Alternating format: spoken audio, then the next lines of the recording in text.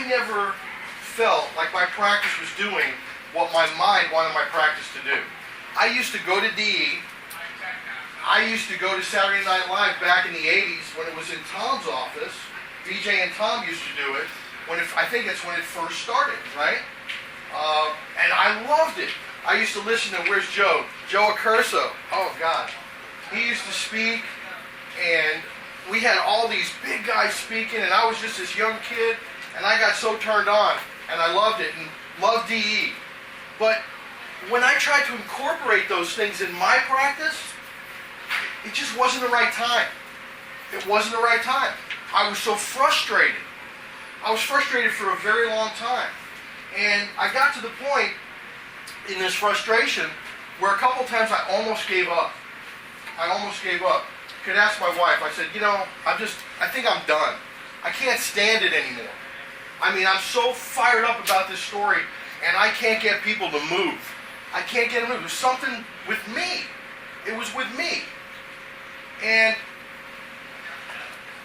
I quit going to DE. I quit going. I quit going to Saturday Night Live. I was into my own thing. I was into my own thing. The Lord Jesus Christ saved me, and I was into the Bible. I was reading the Bible all the time. And that's all I wanted to study was the Bible. And I used to talk about the Bible all the time in my office. Boy, that was a serious situation. Some people love it, and some people hate it. I had been told by patients, I'm not coming back. Get all this Jesus stuff off the wall. And I would say, thank you very much. It's been nice knowing you. Because I wanted to serve my God. So where was the meeting in the middle? I was trying to figure out who I was. What was I doing? Was I a chiropractor? Am I an evangelist? What the heck am I? And, all those years I've been talking to Mike, and he would say, you got to come to D, you got to come back. I'm like, nah, I don't want to do it. And then this whole thing with Band of Brothers started. And I have to say, Paula, I was very reluctant. Very reluctant. I said, I'll give it a shot. And when I went, I remember the first time I went, they started doing the breathing. And I was doing the breathing for the first time since DE. I remember when Dr. Sid used to do it years ago. And Beth Frost looked at me and she said, so, did you like it? And I said, no, I love it. I love it. It was so good. It was so cleansing. But I'll tell you what I loved most. It was the fellowship. It was the like-mindedness. We may not all agree on everything, whether it's personal relationship with God or our philosophy about life, and whether or not, we have to think a certain way.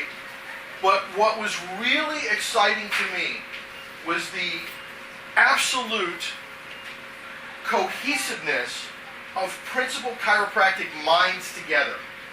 I was loving that. And then on top of that, there were all these young chiropractors there, because I always thought I was a young chiropractor. Now I'm there, and I'm like an old chiropractor.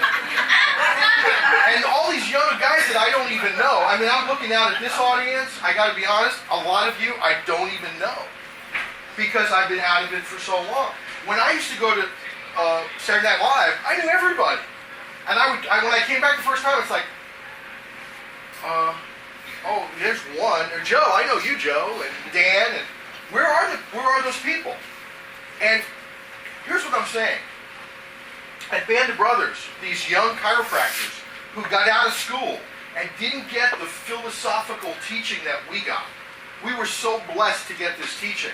And then on top of that, to work for chiropractors that are hardcore chiropractors. Hardcore. I mean, this guy, he'll adjust anybody. Anybody. I don't care what you come in with. He'll say, they're subluxated, we're going to adjust them. What a wonderful, wonderful foundation to work under. Not defensive chiropractic, offensive chiropractic. You need adjustments. You've not had enough adjustments. Let's adjust you. So these young chiropractors that I started to meet, like Dr. Romar, oh my God, this guy is on fire for the principal. And he didn't get a thing in school, am I right? And you got Justin Brown. I guess he's not here tonight. Another amazing chiropractor. Young guys. Then all of a sudden, after we're there several months, Dennis Cerrone comes into the picture. An old guy, there he is. Look at an old chiropractor. Looking young with the beads. And he's going hard bone on a soft nerve. Hard bone on, and I'm like, yeah, that's what it's about. I mean, just simplifying it. And I go back to the office and I'm going hard bone on a soft nerve. And something starts to happen in the office. And I'm telling my wife, and she thinks I'm out of my mind. Well, you're a chiropractor, you're out of your mind. So then I make the leap, and Paula was very encouraging with this. Paula has a way of speaking to you where it's urgent, but it's not pushy. And she says, well, you're going to go to DE? And I'm like, yeah, I think I'm going to go to DE. And I made a commitment to go to DE. I made a commitment back in December to go to DE. I want you to know, December and January were the worst 2 months I had in practice in probably 6 years. Unbelievable.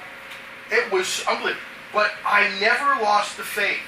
I knew God was preparing my mind for a practice explosion that I hadn't had in my entire practice. I just knew it.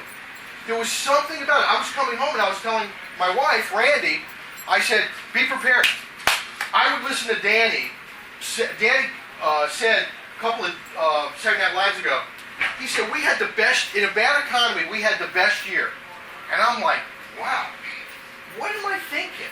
Where's my thinking? I had to change my mindset. And I came home and I said to my wife, I said, we're going to have the best year we've ever had in practice. So December goes by, January goes by, go to DE at the end of January. It was life-changing for me. Now, I've been to DE many times before. And I heard some of the same things many times before. But there was something in my being, there was a maturity level that I had reached where DE changed me. It changed me. And we started instituting some of the things in the practice. We just had the best week we've ever had this week. I can't tell you what's going on in my practice. God is moving in this practice right now. God is moving. We had a little boy come in the office on Friday night, got his first adjustment, he's in a wheelchair, couldn't move his neck for 8 years, he was 10 years old. And he's moving his neck now. He had an atlas so stuck up on his occiput, I've never seen a thing like this in my life. God is moving in this office. We're getting sick people in the office. Starting to feel like Ziggerfoos's practice. We're not getting any back pains anymore. We're getting people that are sick. And when I say it's wonderful, it's not wonderful they're sick, but it's wonderful we're getting the opportunity to take care of these people. So here's my encouragement to you. If you're not in Band of Brothers, get in. If you're in, stay in. Stay in. If you're not going to DE, make your reservations on Monday. Monday. I'm telling you, we need the fellowship. We need the like-mindedness. What we have is unbelievable.